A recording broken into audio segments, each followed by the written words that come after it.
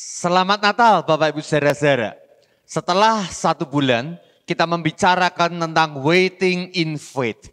Hari ini kita akan berbicara tentang tema Natal kita, yaitu I believe in you. Saya percaya, mempercayakan diri saya kepada Tuhan. Mari saya undang kita untuk tundukkan kepala, kita mau datang kepada Tuhan, kita mau berdoa. Ya Tuhan, hari ini kami ingin mendalami sekali lagi akan makna Natal itu. Sebuah peristiwa sejarah yang tidak pernah kehilangan maknanya. Sebuah peristiwa sejarah yang selalu baru buat kami. Dan hari ini kami memohon, ya Roh Kudus, Engkau berbicara melalui mulut hamba-Mu yang di dalam kelemahannya. Menjamahkan setiap hati, memakai akan setiap pikiran untuk boleh menangkap akan kebenaran firman-Mu. Dan kami boleh memahaminya dan hidup kami diubahkan oleh firman-Mu. Tuhan, kami percaya Engkau mendengar doa kami dan sesuatu akan terjadi dan kami alami pada hari ini. Di dalam nama Tuhan Yesus kami berdoa. Amin. Firman Tuhan hari ini saya ambil dari Yohanes pasal yang pertama ayat yang ke-1 hingga yang ke-14. Yohanes pasal yang pertama ayat yang pertama sampai yang ke-14 berbicara mengenai kedatangan Tuhan Allah yang menjadi manusia turun ke tengah-tengah bumi ini. Dikatakan demikian Yohanes 1 ayat yang pertama sampai yang ke-14. Pada mulanya adalah firman. Firman itu bersama-sama dengan Allah. Dan firman itu adalah Allah. Ia pada mulanya bersama-sama dengan Allah. Segala sesuatu dijadikan oleh Dia. Dan tanpa Dia tidak ada sesuatu pun yang telah terjadi dari segala yang telah dijadikan. Dalam Dia ada hidup. Dan hidup itu adalah terang manusia. Terang itu bercahaya di dalam kegelapan dan kegelapan itu tidak menguasainya. Datanglah seseorang yang diutus Allah, namanya Yohanes. Ia datang sebagai saksi untuk memberi kesaksian tentang terang itu. Supaya oleh dia, yaitu oleh kesaksian daripada Yohanes Pembaptis ini, dikatakan semua orang menjadi percaya. Ia bukan terang itu, tetapi ia harus memberi kesaksian tentang terang itu. Terang yang sesungguhnya, yang menerangi setiap orang sedang datang ke dalam dunia. Ia telah ada di dalam dunia dan dunia dijadikan olehnya, tetapi dunia tidak mengenalnya. Ia datang kepada milik kepunyaannya, tetapi orang-orang kepunyaannya itu tidak menerimanya. Tetapi semua orang yang menerimanya diberinya kuasa supaya menjadi anak-anak Allah. Yaitu mereka yang percaya dalam namanya. Orang-orang yang diperanakkan bukan dari darah atau dari daging. Bukan pula secara jasmani oleh keinginan seorang laki-laki. Melainkan dari Allah. Firman itu telah menjadi manusia dan diam di antara kita.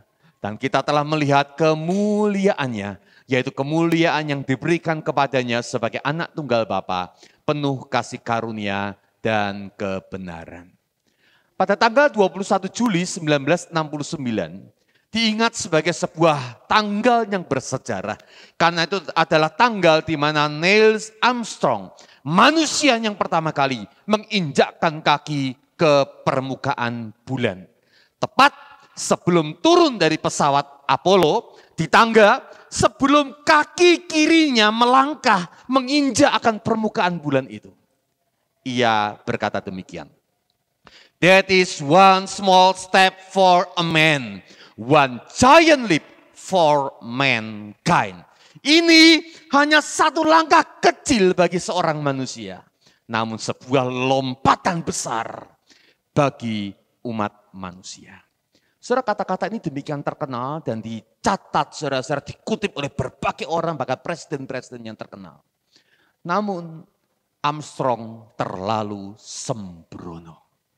Lompatan besar sejati bukan terjadi di permukaan bulan 51 tahun yang lalu. Lompatan besar sejati bagi umat manusia terjadi di Bethlehem 2000 tahun yang lalu. Yaitu tatkala Allah dari sorga, ia turun menginjakkan kakinya di bumi ini. Perjalanan manusia ke angkasa memang adalah keajaiban 50 tahun yang lalu. Namun sekarang ini adalah perkara yang biasa-biasa saja, bukan? Namun perjalanan Tuhan Yesus dari sorga turun ke bumi tidak pernah menjadi peristiwa yang biasa-biasa saja. Walaupun sudah 2000 tahun berlalu. Jadi hari ini kita akan berbicara satu hal yang penting. Mengapa Yesus harus membuatkan sebuah lompatan besar atas umat manusia? Mengapa kita harus mengenal Natal? Mengapa Tuhan yang ada di sorga yang mulia, dia harus turun ke tengah-tengah dunia, menginjakkan kaki di bumi ini? Saudara, saya akan mengajak kita memikirkannya dari ayat yang ke-7 dan ayat yang ke-12 yang membicarakan tentang salah satu tema sentral daripada perikop yang kita baca ini.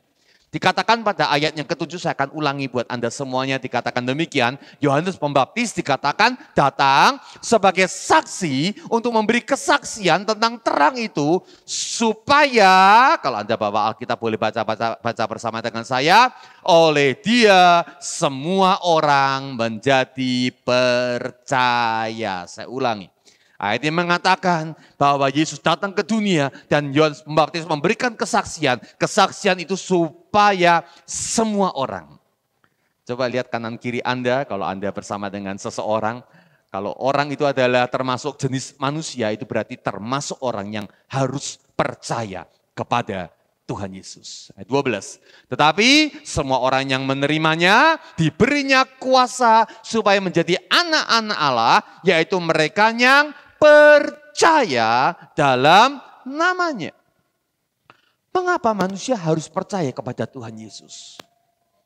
Mengapa bayi yang lahir 2000 tahun yang lalu itu, di kota Bethlehem, di kandang yang hina itu, mengapa dia, yaitu Yesus yang turun dari sorga untuk menjadi manusia, mengapa Anda dan saya, bahkan semua manusia, harus percaya pada Tuhan Yesus?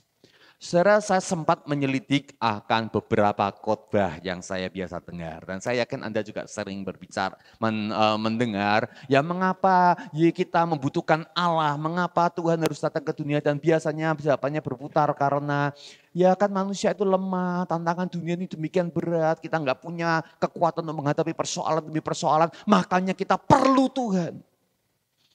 Saudara, dunia ini memang berat. 2019 saya rasa kita masih ingat beratnya, namun ternyata 2020 lebih berat, saudara-saudara. Dan sudah ada orang mengatakan 2021, oh akan lebih berat lagi katanya. Maka kita perlu Tuhan. Ya supaya ketika menghadapi persoalan yang berat, kita sudah punya Tuhan yang akan menolong kita, yang akan melindungi kita, yang akan memberkati kita. Hei, ini Tuhan atau pelayan? Apa Tuhan harus menolong kita? Atau sebetulnya kita yang harus melakukan sesuatu untuk Tuhan yang adalah Tuhan atau majikan dalam hidup kita. Banyak orang Kristen terfokus memandang Tuhan seperti bodyguard. Kalau Anda punya persoalan, Anda dalam kelemahan, maka sang bodyguard maju untuk boleh menolong. Atau magic wand, ya, tongkat ajaib macam yang punya Harry Potter sehingga abrakadabra dan something happen, mujizat terjadi. Lalu banyak orang dengan cepat menghubungkan dengan ayat 12 bukan? Bahwa setiap orang yang menerima Tuhan ini dikatakan diberi exousia, diberi kuasa, diberi hak dan otoritas supaya kita menjadi anak-anak Allah. Perhatikan bahwa ketika Anda percaya Tuhan dan Anda memang menerima exousia, Anda menerima kuasa. Kuasa ini ternyata bukan kuasa untuk memindahkan gunung Bapak Ibu. Kuasa ini bukan sekedar kuasa untuk menjaga, melindungi Anda dalam segala persoalan hidup Anda. Namun kuasa ini adalah supaya Anda dan saya menjadi anak-anak Allah. Ini adalah the power to become the sons of God. Saudara, hadiah utamanya adalah menjadi anak-anak Allah. Anda mengalami natur ilahi dalam hidup Anda. Dan hadiah tambahannya adalah perlindungan Tuhan yang menganggap kita anaknya. Adalah berkat yang diberikan oleh Bapa kepada setiap Anda dan saya sebagai anaknya. Orang berkata persoalan-persoalan yang Anda alami dalam kehidupan ini Bukanlah saudara-saudara untuk membuat kita akhirnya cari Tuhan, namun membuat kita sadar bahwa kita butuh Tuhan. Saudara, saya ingat waktu saya kecil, saudara-saudara, saya pernah jalan-jalan di pasar, waktu itu ramai sekali. Ya menjelang Imlek saya ingat ya, di pasar itu ya lalu kemudian mama saya, ya kami belanja tengah malam, itu biasa tengah malam itu menjelang Imlek. Masih ada pasar, khusus ada pasar buka. Lalu ketika kami jalan, lihat kanan, lihat hiasan-hiasan yang bagus itu saudara-saudara. Lalu kemudian, dengar, saya merasa bisa jalan sendiri. Masih kecil SD. Tapi saya merasa saya mau jalan sendiri, saya mau lihat-lihat semuanya pasti aman. Sampai satu kali di pasar itu saya melihat seorang pria yang badannya sangar, mengerikan, ya kelihatannya mencurigakan. Baru saya cari mama saya. Saya cari mama saya pegang tangan mama saya. Dan saya mengatakan, mama, saya butuh engkau bersama dengan saya. Hoi, kita sadar kita butuh mamah kita butuh Tuhan ketika ada masalah. Tapi lebih besar daripada itu, yang dikerjakan oleh Tuhan bukan sekedar memberikan pertolongan atau bodyguard yang melindungi Anda. Tapi sesuatu yang lebih besar namanya adalah the power to become the sons of God. Ini sebenarnya berbicara tentang natur kita untuk bisa menduplikasi akan gambar dan rupa Bapa kita, yaitu Allah yang telah menciptakan kita. Saudara, apa sih artinya menjadi anak Allah? Saya ingin mengajak kita untuk flashback ketika Tuhan menciptakan manusia di Taman Eden itu. Anda tahu saudara-saudara, manusia diciptakan dari debu tanah. Dan ketika Tuhan selesai membentuk akan debu tanah itu masih mati. Sudah berbentuk manusia, tapi debu tanah itu masih belum bergerak. Lalu kemudian Allah melakukan sebuah perkara yang sangat penting. Ia menghembuskan nafasnya, yang memberikan bagian rohnya ke dalam hidung manusia itu. Dan ketika kemudian roh Allah itu masuk, maka debu tanah itu mendapatkan kehidupannya.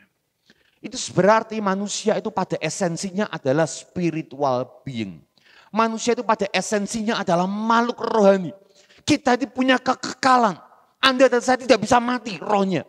Ya karena kita diberikan bagian kekekalan oleh Allah. Kejadian pasal pertama ayat 26 sampai 28 menjelaskan bahwa kita ini diciptakan menurut gambar dan rupa Allah. Anda ngerti maksudnya? Supaya ketika Anda kemudian bergerak di bumi ini, Anda menjadi representasi Allah. Anda kemudian menguasai bumi dan bumi ini kemudian dipenuhi dengan kemuliaan Allah. Yang diharapkan oleh Allah adalah ketika Ia menciptakan Anda dan saya sebagai manusia. Kita ini menduplikasi, mereplikasi akan kehidupan Allah di bumi ini. Memang kita dikasih suit atau dikasih baju dari debu tanah. Ini cuman suitnya, ini cuman pakaian luarnya. Namun esensinya adalah roh Allah sendiri yang diberikan pada kehidupan manusia. Nah, oleh roh inilah maka manusia dimampukan untuk merefleksikan Bapaknya. Nah, Anda kalau tahu namanya DNA sebagai pewaris genetika, maka saya boleh katakan inilah struktur DNA yang memampukan, yang memberi manusia sifat-sifat ilahi di dalam dirinya. Tanpa roh Allah dalam diri Anda gak punya kuasa untuk menjadi anak Allah. Anda gak mampu untuk merepresentasikan Bapa Anda di surga. Kita ini debu. Namun ketika Allah menghembuskan rohnya dalam hidup Anda dan saya, maka baru debu itu bergerak untuk merepresentasikan Allah. Dan sifat ilahi inilah, DNA Allah inilah yang diincar oleh iblis di Taman Eden. Iblis tahu bahwa untuk menghancurkan hati Allah sang musuhnya, untuk membuat hati Allah berduka, iblis tidak bisa untuk melawan Allah. Allah terlalu kuat, terlalu hebat. Iblis demikian tak berdaya untuk melawan Allah. Tapi tahukah, untuk membuat hati Allah hancur, untuk membuat musuh iblis itu Allah itu kemudian berduka, maka Allah menghancurkan biji mata Allah, yaitu manusia. Dan yang dikejar oleh iblis bukanlah kematian jasmani kita, namun kematian rohani saat DNA ilahi, saat roh Allah itu kemudian hilang dari manusia. Saudara tahukah sejak Taman Eden itu, di dalam hati kita sebagai manusia, ada sesuatu yang hilang. Sesuatu yang sangat besar. Yang membuat Anda terus-menerus mencari sesuatu untuk menutup ketidakbahagiaan Anda. Kalau Anda mencari kesenangan dengan hobi Anda, sebenarnya karena hati Anda mencari sebuah makna, sebuah kebahagiaan, sebuah rasa penuh, wholeness di dalam hati hidup kita. Dan itulah yang diambil oleh iblis.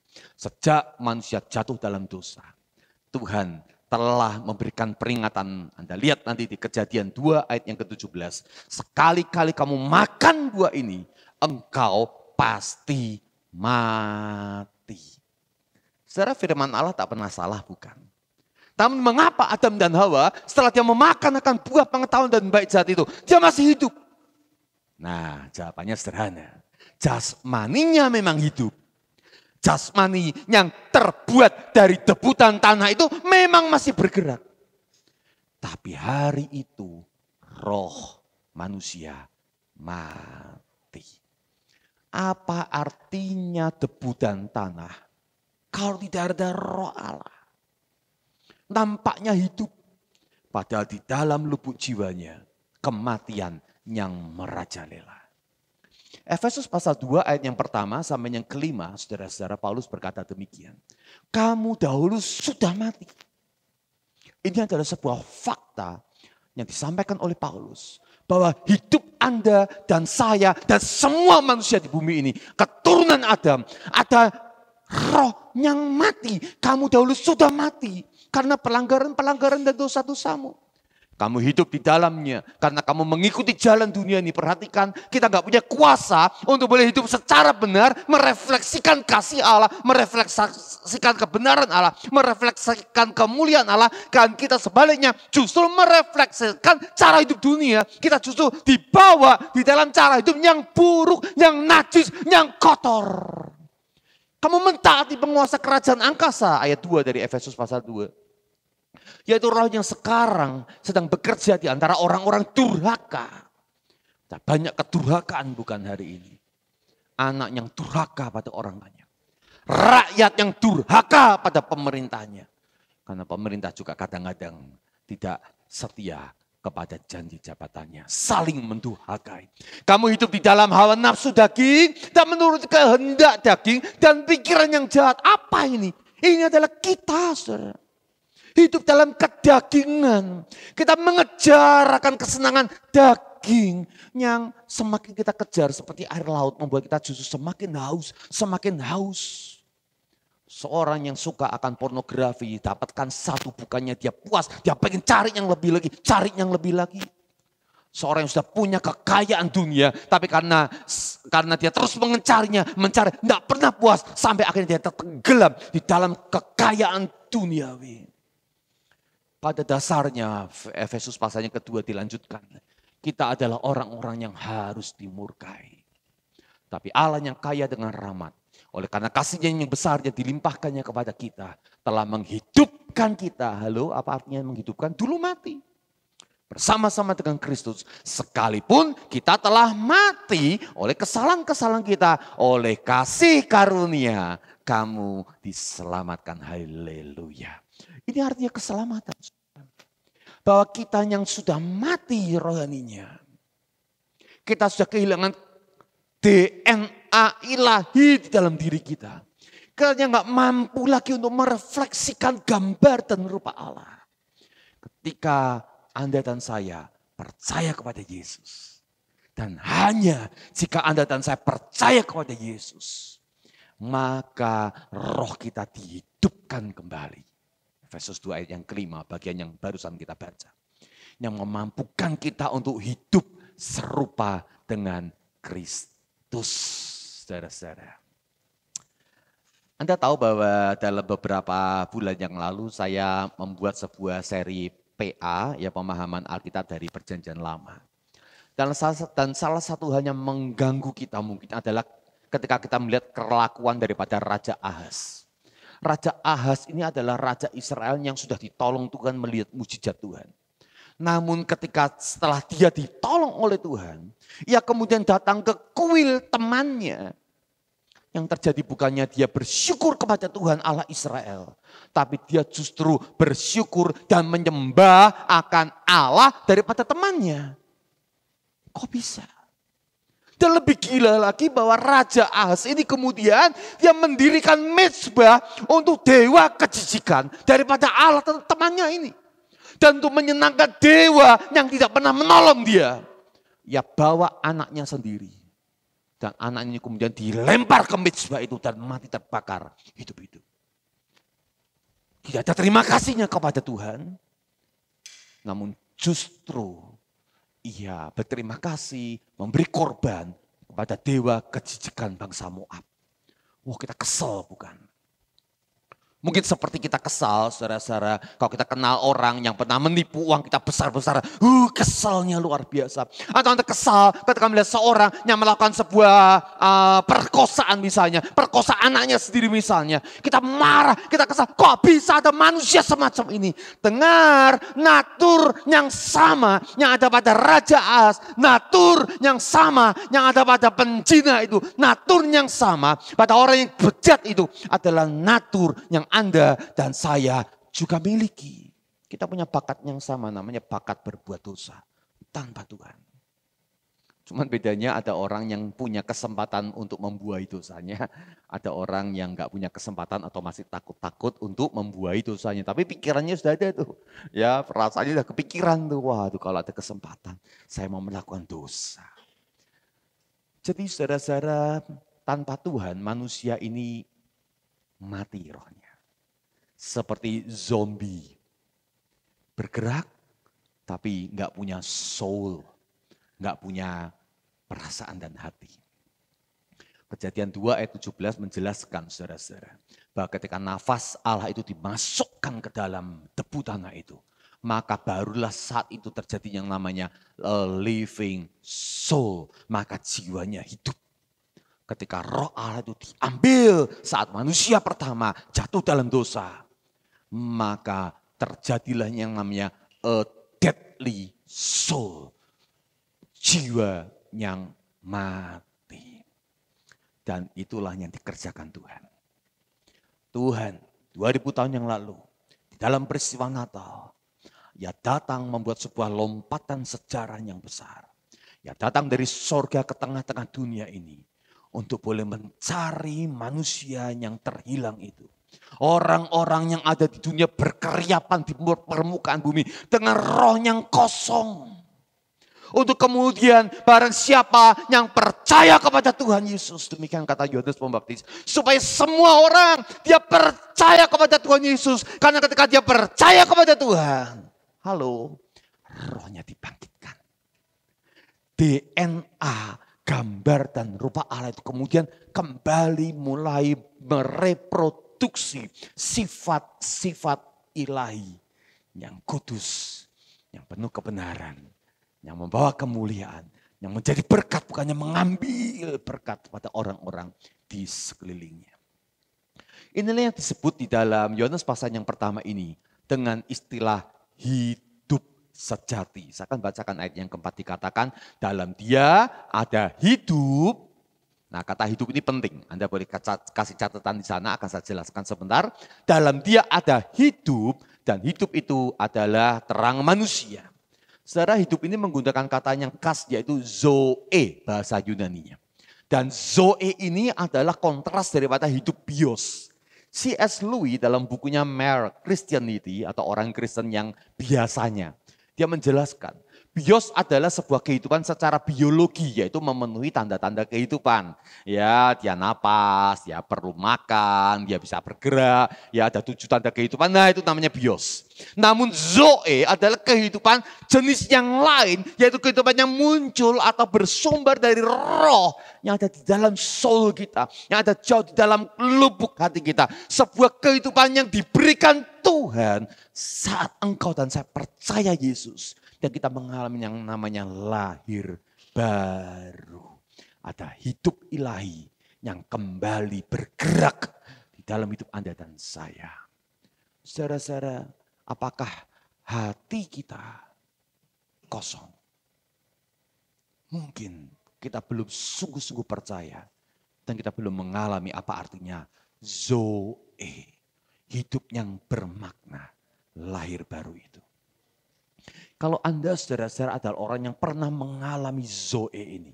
Hidup yang bermakna ini. Hidup yang penuh damai, bahagia walaupun persoalan datang bertubi-tubi. Tidak pernah kehilangan akan bahagia dan sukacita itu. Namun kenapa hari-hari ini mulai berubah? Saudara, iblis ingin mencoba mengambil lagi Zoe itu. Dengan memberikan Anda persoalan demi persoalan. Kegusaran dan kemarahan atas keadaan. Covid sudah banyak mengambil kehidupan kita. Pencarian kita beberapa orang kehilangan. Keluarga kita sudah sulit. Kalau orang tua kita pulang dari rumah kita nggak bisa langsung lagi menyambut dengan pelukan yang hangat. Bukan, ada banyak yang sudah dicabut oleh COVID-19 ini. Dan akhirnya menggerogoti akan Zoe kita. Menggerogoti akan hidup yang telah diberikan Tuhan ini. Ini waktunya di Natal tahun 2020 ini. Tuhan sekali lagi menjamah akan hati Anda. Dan Zoe itu biarkan menyala lebih keras lagi. Saudara, salah satu orang yang paling memahami tentang keberdosaan manusia dan kebutuhan akan Natal namanya adalah Rasul Paulus. Setelah pertobatannya Paulus tuh merenungkan keberdosaan dirinya. Dicatat di Galatia pasal yang pertama ayat 15 sampai 18. 3 tahun dia merenungkan akan keberdosaan dirinya dan anugerah Allah. Dan kesimpulannya disebutkan bahwa aduh puji Tuhan saya walaupun berdosa masih dipakai oleh Tuhan. Yang aneh adalah sekitar 5 tahun kemudian Paulus menulis surat Korintus. Pada tahun 55 Masehi dia katakan demikian. Dibanding semua rasul aku paling berdosa. Dia mulai menyadari keberdosaannya dibandingkan para rasul. 5 tahun kemudian ketika ia menulis surat Efesus tahun 60 Masehi, dia katakan dibanding semua orang Kristen aku paling berdosa. Nah, tentu Anda tahu ya, rasul lebih baik lah ya. Sekarang turun malah dia. Semakin dia mengenal akan kasih Tuhan, semakin dia mengenal akan anugerah Tuhan, semakin dia menyadari keberdosaannya. Dibanding semua orang Kristen aku paling berdosa. 3 tahun kemudian dia tulis surat Timotius dan dikatakan saudara-saudara, di antara semua orang berdosa, aku paling berdosa. Hah? Itu artinya orang yang menyadari pentingnya Natal dalam hidup. Semakin mengalami anugerah Tuhan. Dan kita mulai mengatakan, ya ampun, saya ini berdosa. Tapi kenapa Tuhan masih menyelamatkan saya? Semakin kita merenungkan, kita menyadari, ya ampun kok bisa. Saya dulu diikat oleh kuasa dosa, sekarang gak bisa lepas. Dulu kita beri tabiat saya menipu, banyak berbohong, kenapa bisa hilang? Semakin menyadari dibandingkan semua orang, kata Paulus. Aku paling berdosa. Itu sebabnya mengapa salah satu surat Paulus dalam Roma pasal yang ke-7 ayat 24. Dia meneriakkan akan sebuah kalimat yang terkenal ini. Aku manusia celaka, siapakah yang akan melepaskan aku dari tubuh maut ini? Syukur kepada Allah oleh Yesus Kristus Tuhan kita. Saudara, di dalam Natal ini saya ingin kita mengajak untuk melakukan sebuah perjalanan masuk ke dalam hati kita. Karena jika kita tidak melewati perjalanan ke dalam batin kita, kita enggak akan pernah memahami makna sejati dari kehidupan yang diberikan Tuhan. Saudara, kalau kita tidak pernah masuk perjalanan ke bawah saat kita demikian hina, kotor, tak berdaya. Hanya orang yang butuh anugerah Tuhan. Hanya orang yang merasa dirinya berdosa yang memohon akan anugerah Tuhan. Kalau Anda merasa kuat, Anda merasa hebat, Anda enggak butuh anugerah Tuhan. Dan ketika Anda turun ke bawah dan Anda menyadari betapa lemahnya saya, maka Anda mengalami dan melihat betapa kita butuh akan anugerah Tuhan. Dan Tuhan akan menarik Anda ke level yang berbeda, namanya level anak Allah.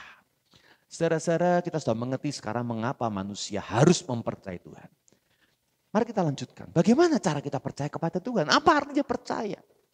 Nah saudara-saudara, kita ini manusia sebenarnya nggak bisa mengenal Tuhan. Tuhan itu adalah the hidden being. Satu pribadi yang kita nggak bisa cari. Orang Chinese saudara-saudara menganggap Tuhan sebagai Tao. Ya, sebuah Tuhan yang tidak punya pribadi, sebuah prinsip semesta. Kalau kita selaras dengan Tao, ya selaras dengan prinsip semesta, maka hidup kita jadi baik. Enggak, Tuhan kita bukannya prinsip, Tuhan kita adalah pribadi. Beberapa agama dan kepercayaan menganggap Tuhan itu disebut sebagai God atau Allah, yang artinya Tuhan yang nggak dikenal, namanya aja nggak dikenal. Karena hidden, kita nggak bisa kenal. Socrates, filsuf itu dan juga seorang ahli yang menyelidiki akan gejala-gejala alam. Dia pernah berkata demikian, saya sudah pelajari dan banyak paham tentang hal-hal fisika. Tapi saya tahu bahwa saya tak paham dengan dunia metafisika.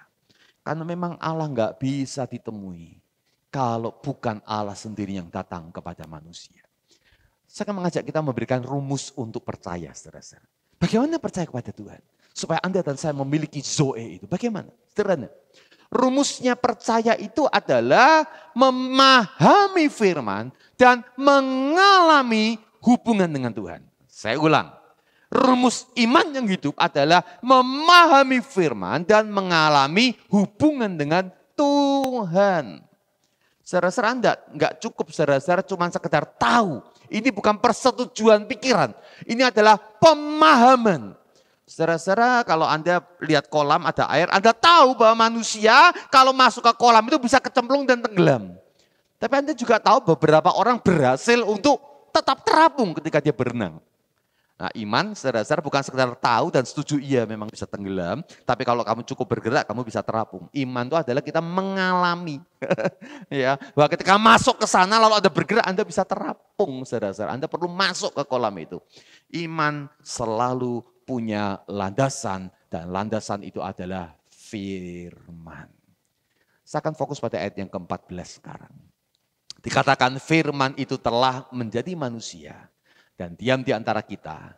Dan kita telah melihat kemuliaannya, yaitu kemuliaan yang diberikan kepadanya sebagai anak tunggal Bapa, penuh kasih karunia dan kebenaran. Saudara, tadi saya katakan untuk mengenal akan Tuhan, kita harus melalui pemahaman firman. Kalau orang nggak punya firman, maka saudara-saudara dia nggak bisa kenal siapa Tuhan. Ya, dan firman itu dikatakan datang bukan di dalam bentuk tertulis, tapi firman itu ayat yang pertama dikatakan pada mulanya adalah firman dan firman itu adalah Allah dan firman itu menjadi manusia supaya dikatakan firman itu menjadi manusia dan diam di antara kita dan kita telah melihat kemuliaannya, yaitu kemuliaan yang diberikan kepadanya sebagai anak tunggal Bapa penuh kasih karunia dan kebenaran. Dengar saudara-saudara, ketika Tuhan masih di surga, manusia nggak tahu siapa Tuhan. Manusia cuma mikir-mikir Tuhan pasti hebat lah, Tuhan masih kuat lah, Tuhan pasti berkuasa lah, Tuhan pasti mulia lah. Tapi kayak apa Tuhan? Dan lompatan besar itu terjadi. Tuhan dikatakan diam di antara manusia. Nah, orang berpangkat tuh biasanya pagar rumahnya tinggi-tinggi. Kenapa? Salah satunya supaya nggak ada orang yang lihat kehidupan pribadinya. Ditutupin. Namun Tuhan yang maha tinggi, ia berani turun dan membuka hidupnya pada manusia. Zoe itu kemudian turun supaya manusia melihat gini loh hidup sebagai anak Allah. Gini loh hidup yang merefleksikan akan Allah. Tuhan Yesus datang sebagai Tuhan yang siap dinilai. Ketika Yesus ada di dunia, murid-muridnya tidur bersama dengan dia dan dia, oh cara tidurnya gini. Ketika bercakap-cakap, oh caranya menyapa gini. Ketika ketemu orang yang lemah, oh caranya untuk menunjukkan belas kasihan itu begitu. Ketika orang-orang memusuhi, Tuhan membalas kejahatan dengan kebaikan dan kebenaran, kemurahan hati. Oh gitu. Dan kesimpulan Yohanes adalah, ternyata ketika Tuhan datang dan diam di antara manusia, kita melihat kemuliaan Bapa. DNA Bapa itu ada pada diri Yesus. Dan ternyata disimpulkan Tuhan itu penuh kasih karunia. Tuhan itu bukan Tuhan yang pendendam. Halo? Semua agama dan kepercayaan mengatakan satu prinsip aja. Kamu baik sama Tuhan, Tuhan akan baik sama kamu. Kamu melawan Tuhan, Tuhan akan melawan kamu dengan memberikan bencana. Namun ketika manusia melihat akan Tuhan Yesus yang diam dan siap dinilai. Dan dia mengambil kesimpulan, Yohanes mengambil kesimpulan. Ternyata Tuhan penuh kasih karunia, bukan Tuhan yang pendendam. Saudara, apa gambaran Tuhan dalam pikiran Anda? Saya mau beritahu, kalau Anda paham firman, maka Anda akan mendapatkan dan menemukan Tuhan adalah Tuhan yang penuh kasih karunia. Dan Tuhan dikatakan adalah Tuhan yang penuh dengan kebenaran. Dia bukan Tuhan pendusta yang suka bohong. Saudara, kalau Anda punya teman yang suka bohongin Anda bisa percayakan hidup Anda? Kalau dia ngomong kasih janji banyak tapi kemudian dia bohong, kita tahu janjinya cuman peret, enggak ada gunanya. Namun ketika Yesus datang ke tengah-tengah dunia, manusia melihat kemuliaan Tuhan. Oh, ternyata Tuhan adalah Tuhan yang penuh kebenaran. Bukan Tuhan yang pendusta. Janjinya adalah ya dan amin. Firman-Nya adalah teruji dan benar. Dia adalah Tuhan yang membawa kita pada kebenaran demi kebenaran. Saudara, kita lebih cepat sedikit. Jadi iman adalah pemahaman akan firman. Yang kedua, pengalaman akan hubungan dengan Tuhan. Saudara-saudara. Ya, manusia itu hidup berdasarkan tingkat pengetahuannya sebenarnya. Seberapa banyak yang Anda ketahui, itulah saudara-saudara seberapa Anda bisa hidup. Saya kasih sebuah ilustrasi ya. Di perumahan tempat saya tinggal, saudara-saudara, ada seorang tukang nasi goreng kalau malam hari. Nasi gorengnya enak sih ya, kadang-kadang saya juga ke sana ya. Tapi sangat jarang saya ke sana, sangat jarang. Padahal ya hampir tiap malam ada aja orang yang beli, baik dibungkus ataupun duduk nongkrong sambil makan, mobil saudara-saudara parkir di sana dan kemudian mereka makan saudara-saudara. Kenapa saya nggak beli di sana? Saya pilih beli di tempat lain.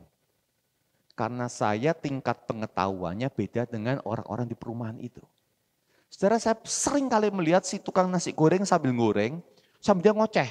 Ini itu saudara sambil ngoceh ngomong saudara-saudara giginya ngompong-ngompong dikit pula. Ya itu langsung kemudian terjadi siraman rohani. Ya itu ya terjadi saliva. Ya ludahnya tuh saudara-saudara muncer sampai saya kalau dia masak bilang, jangan ngomong Pak.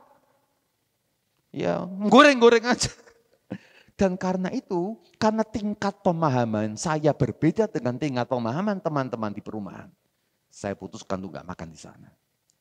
Saudara, hidup Anda itu tergantung tingkat pemahaman Anda.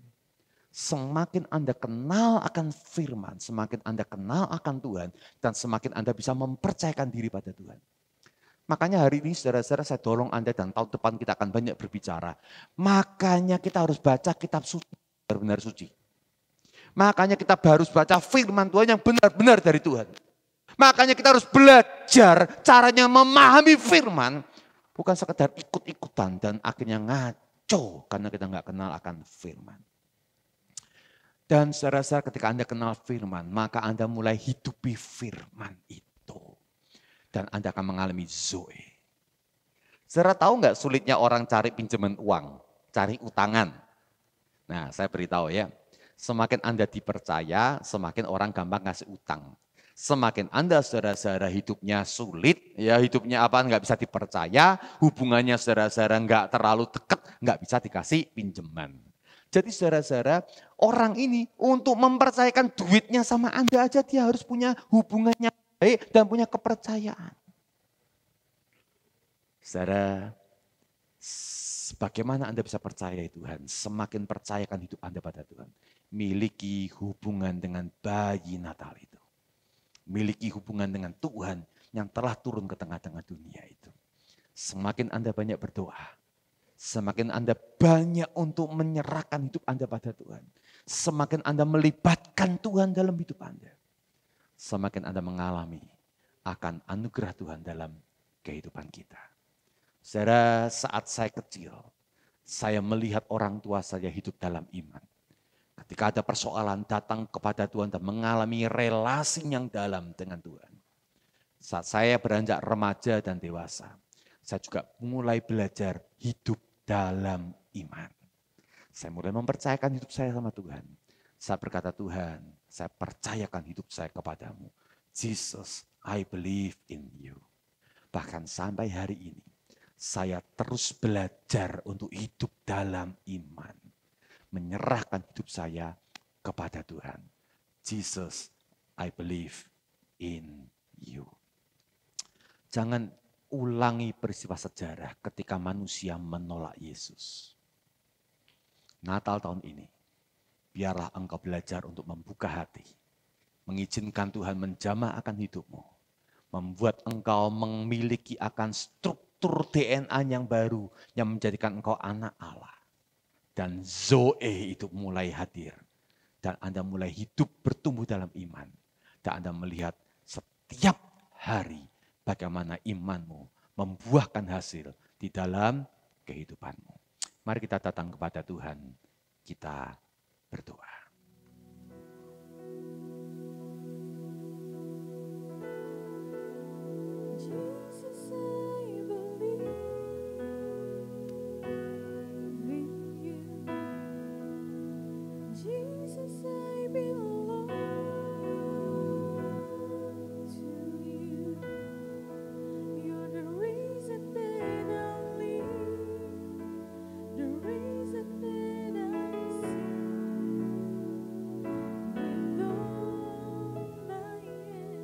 Saudara, hari ini Yesus ada di tengah-tengah kita. Hari ini Dia berkata sesuatu dalam hidup Anda. Apakah engkau mau menyerahkan hidupmu kepada Dia?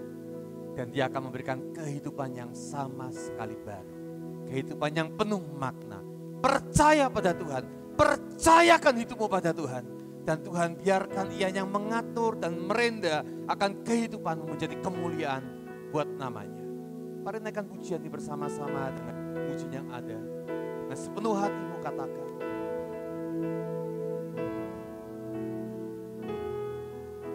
Into your hands I commit again with all I am for you, Lord. You hold my world in the palm of your hands, and I am yours forever.